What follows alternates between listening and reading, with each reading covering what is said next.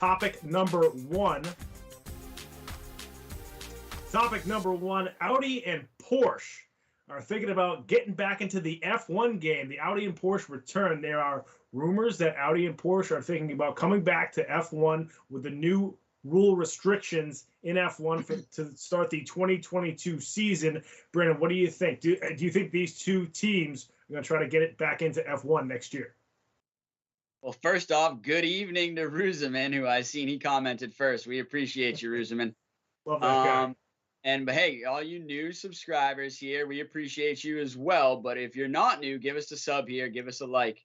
But this is big news, and I think this is news that has been going around the F1 world for the last few years when the regulations were talked about. And so for some new people that are maybe, not familiar with the situation, the regulation change were actually supposed to come in 2021. But due to the pandemic, a lot of things changed for obvious reasons, and they decided to delay the regulations to 2022. So that's why we've been having a great, battle here in 2021 with pretty much similar cars from the 2020 season.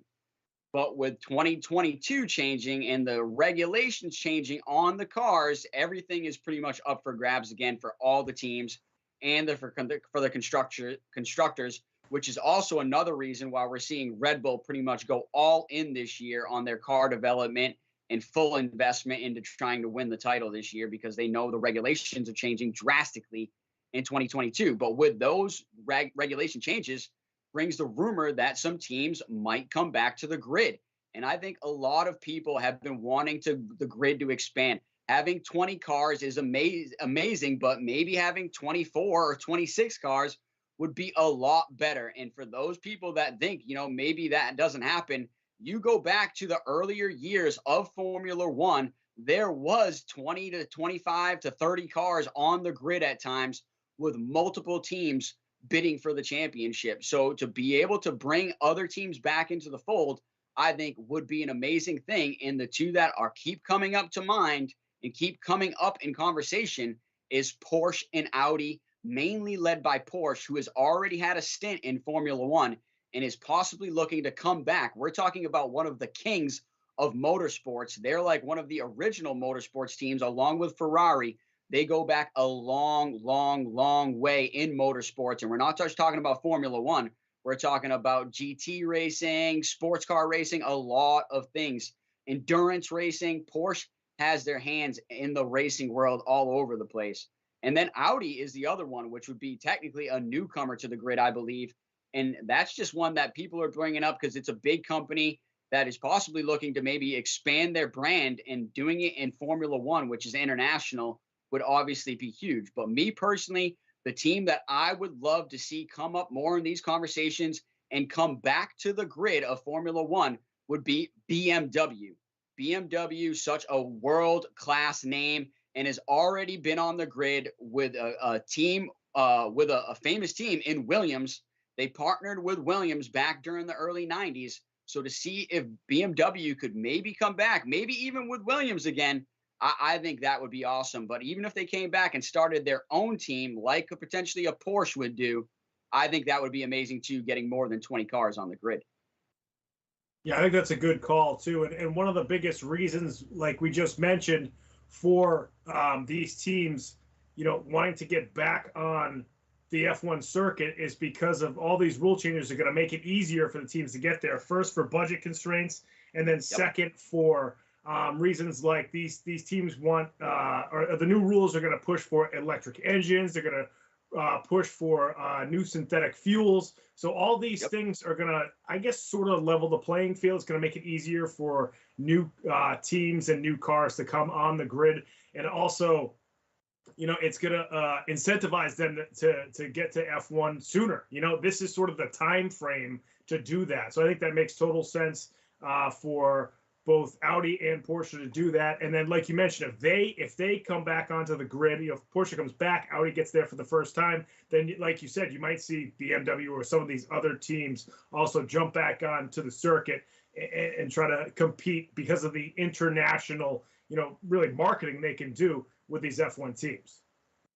No, I agree. I think that's huge. Like you said, the marketing and building your brand And another quick, brand that we would like to bring up would be maybe Toyota.